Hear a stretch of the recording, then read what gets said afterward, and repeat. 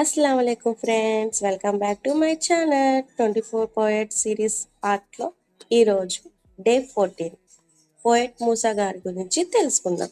నేను ఈరోజు filling paper art use చేసి పోయట్ మూసా జీవితంలో ఒక గొప్ప మిరాకిల్ని చూపించాను.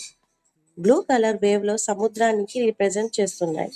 మధ్యలో ఉన్న బ్రౌన్ క్లాత్ అల్లా క్రియేట్ చేసిన సేవ్ వేవ్ని రిప్రజెంట్ చేస్తుంది.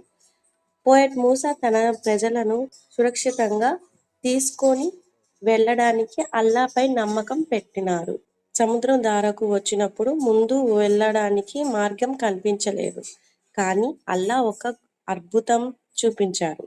సముద్రం 2 భాగాలుగా విడిపోయింది. మధ్యలో ఒక సేఫ్ పార్ట్ని చూపించారు.